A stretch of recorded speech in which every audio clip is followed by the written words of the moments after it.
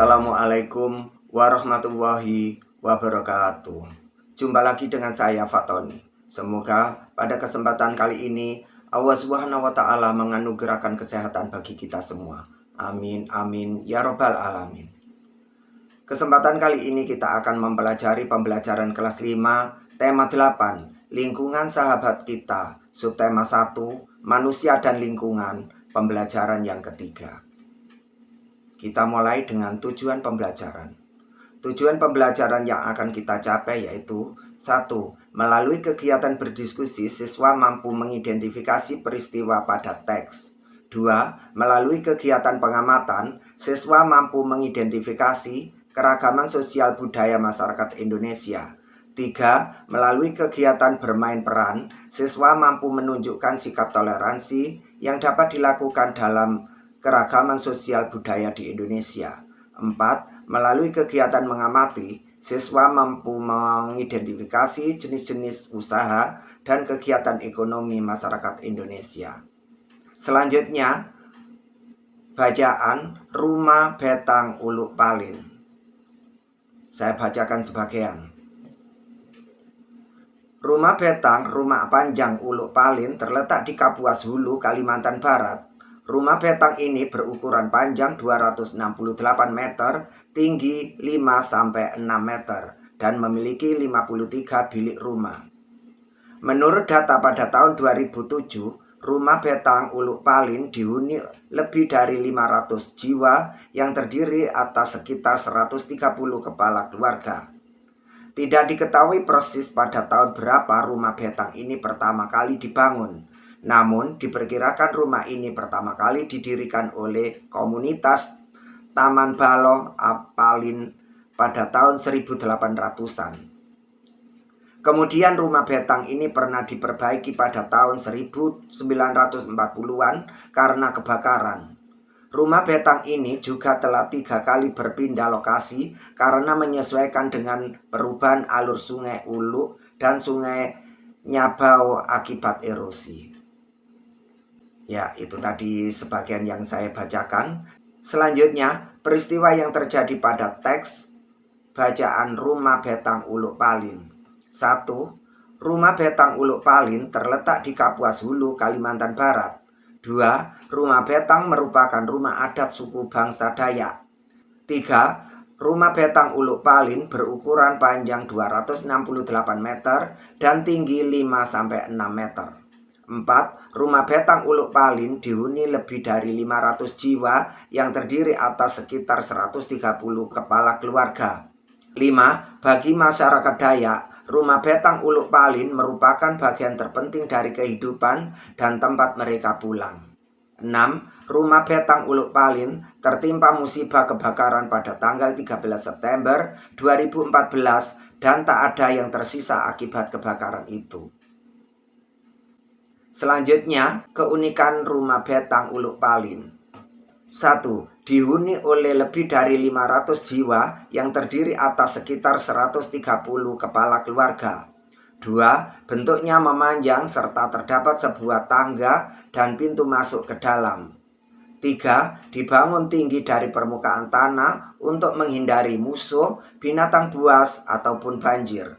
4. 3 kali berpindah lokasi karena menyesuaikan dengan perubahan alur sungai Uluk dan sungai Nyabau akibat erosi.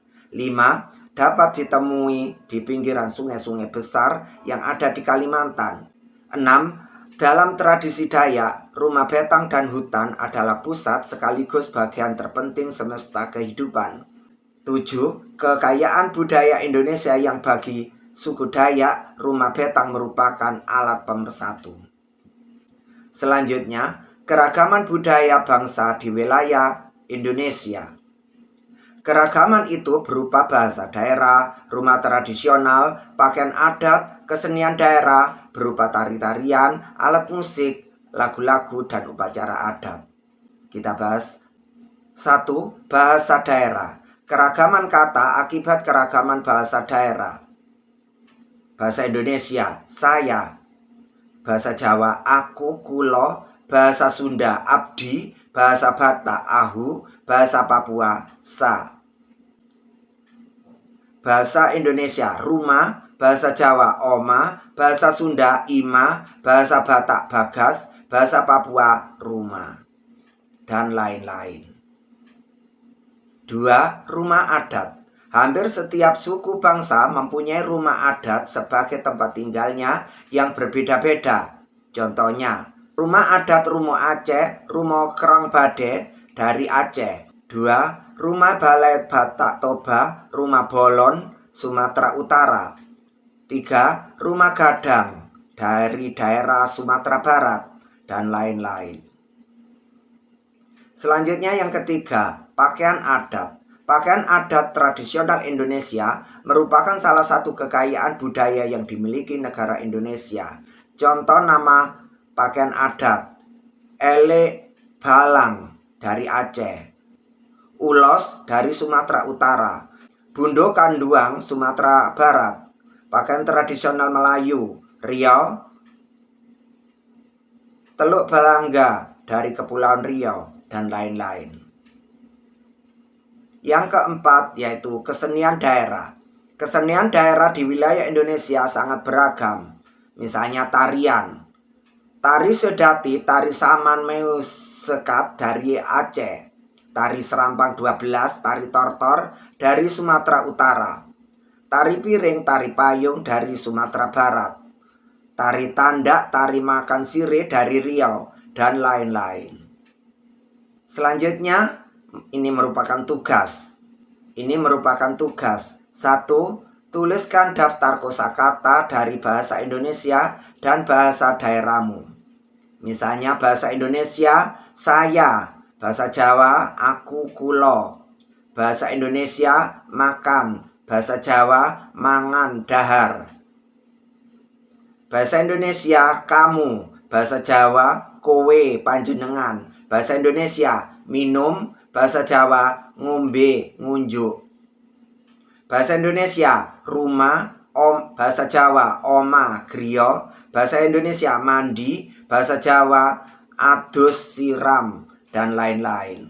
Yang kedua, identifikasi nama dan keunikan pakaian adat dari daerahmu.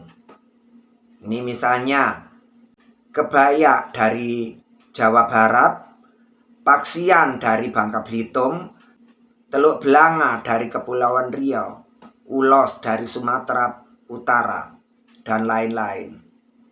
Tuliskan judul lagu-lagu daerah di Indonesia. Misalnya dari Aceh, lagu daerah Bangung Jompa, Lembah Alas, Pisah Surit. Sumatera Utara, Dago Inang Sarge, Si Gulempang, Si Nanggar Tulo. Sumatera Barat, Ayam Den Lape, Kambang Labungo, Kampung Nanjau Dimato, dan lain-lain. Selanjutnya bacaan. Jenis usaha dengan mengolah sumber daya alam. Saya bacakan sebagian. Untuk memenuhi kebutuhan hidup, masyarakat melakukan berbagai usaha.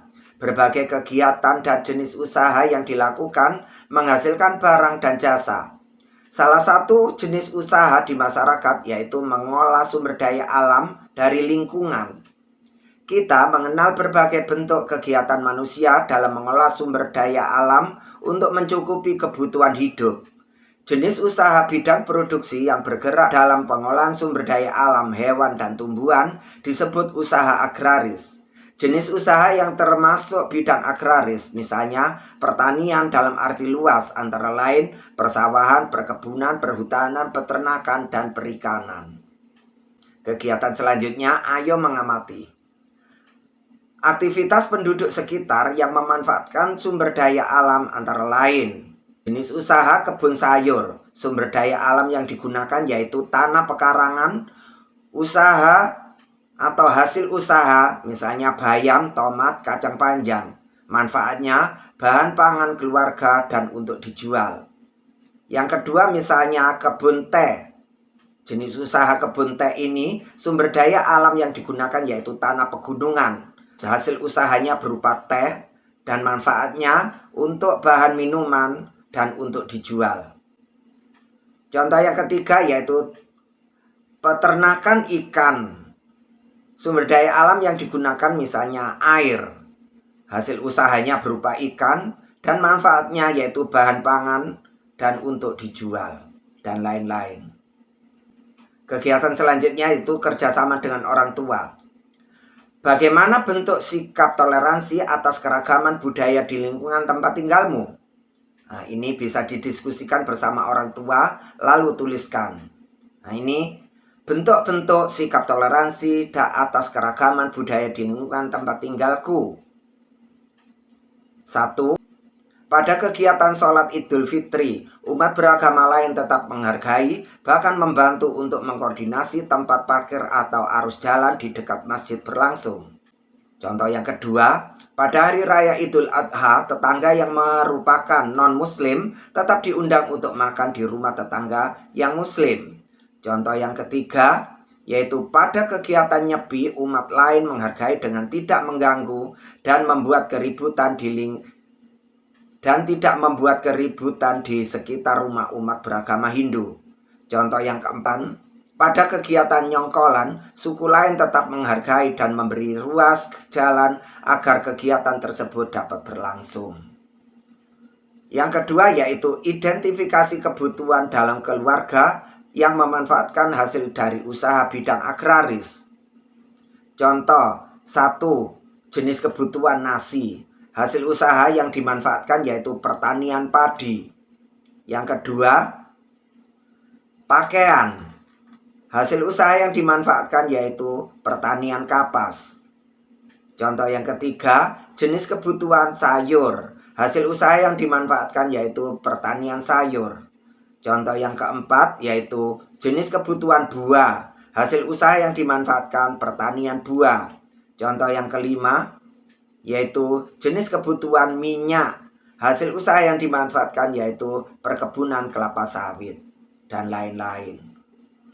Demikian pembelajaran kali ini, semoga bermanfaat. Sekian, terima kasih. Wassalamualaikum warahmatullahi wabarakatuh.